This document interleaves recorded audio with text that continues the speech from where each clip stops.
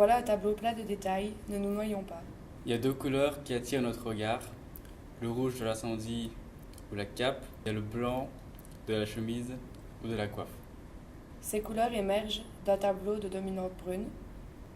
En effet, la masse brune du village en bois et la masse brune des ruines. Le rouge qui montre la destruction, l'incendie, à gauche le village en destruction, et à droite le campement et d'autres habitations. Le tableau ne se structure pas de gauche à droite, mais de haut en bas, ou arrière-plan et avant-plan. Il y a une sorte de brochette de trompette semblant embrocher les personnages. La ligne de l'église et le bord rose de la tour semblent faire une ligne d'horizon. On a un mur qui sépare l'arrière-plan qui est indistinct et l'avant-plan qui est très bien détaillé. En effet, il y a plein de détails. Un espadon volant, un œuf avec des ailes, un quadripède avec une tête d'humain, des personnages sur de drôles de montures. Une lyre, des trompettes, un luth, l'outre conduisent vers une table avec 4 personnages masqués de rouge, de vert et de jaune qui boivent. Quel rôle le tableau donne-t-il au mur? Il y a plusieurs hypothèses.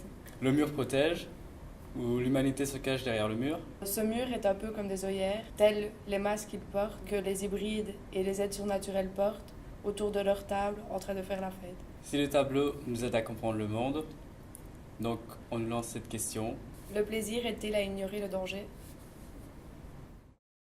L'enquête peut nous amener aussi à une autre question. On peut repartir de la file des personnages. C'est plus une file, c'est une procession qui se dirige vers l'autel et l'église. D'ailleurs, on voit plein de motifs religieux partout. On voit le clocher qui s'effondre, le Christ en croix, les peintures, des gens qui sont à genoux et des ruines d'un temple. Par ailleurs, il y a un contraste fort qui se dégage, l'incendie contre la plage bleue qui associe mer et ciel. Il y a une autre structure qui mène à cette plage bleue. Un triangle formé par les têtes des personnages et un escalier qui souligne en plus cette forme. Et ce triangle donne la direction d'une porte au loin. Le bleu est plus lumineux grâce à cette porte.